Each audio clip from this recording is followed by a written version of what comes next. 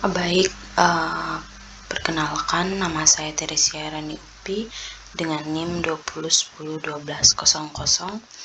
Di sini saya akan memenuhi UTS Tata Kelola dan Audit, di mana di sini saya sudah mereview jurnal yang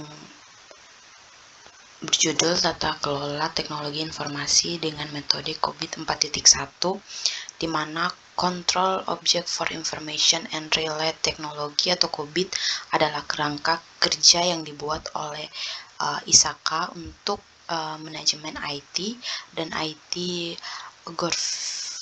governance sebagai alat pendukung yang memungkinkan manajer untuk menjembatani kesenjangan antara kebutuhan kontrol, masalah teknis, dan resiko bisnis.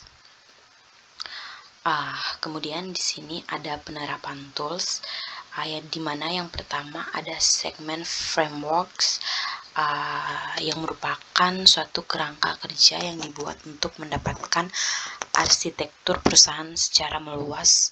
Kerangka segmen sederhana dan bersifat logis yang dapat membantu mengelola informasi infrastruktur dari suatu perusahaan.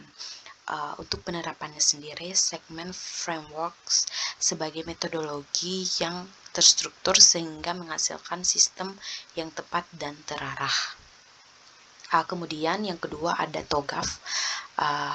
Dengan menerapkan kerangka kerja TOGAF yang efektif, kita secara langsung telah menerapkan proses tata kelola struktur yang mendukung peningkatan dalam komunikasi, kolaborasi, serta inovasi yang lebih baik pada perusahaan.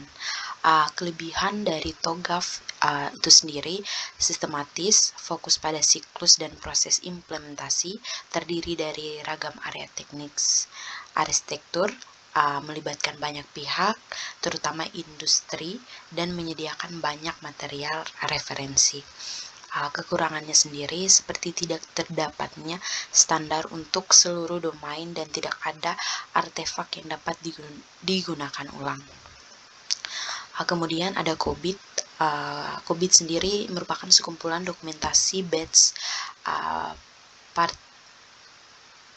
untuk IT yang dapat membantu auditor, pengguna atau user, dan manajemen untuk menjembatani antara risiko bisnis. Penerapan COVID dipercaya dapat membantu perusahaan dalam hal meningkatkan pendekatan atau program audit, mendukung audit kerja dengan arahan audit secara rinci, memberikan petunjuk untuk IT governance sebagai penilaian untuk kendali IS atau IT, meningkatkan kontrol IS atau IT, dan sebagai standarisasi pendekatan program.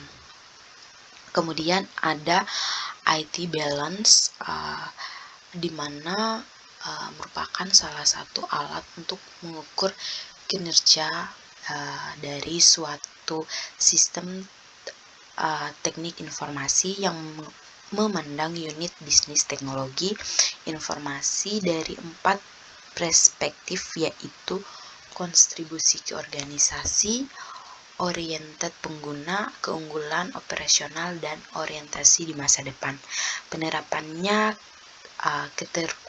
keterukuran sasaran strategis yang dihasilkan oleh sistem perencana menjanjikan ketercapaiannya berbagai saran oleh sistem tersebut. Blends scorecard ini sendiri mengukur sasaran yang sulit untuk diukur.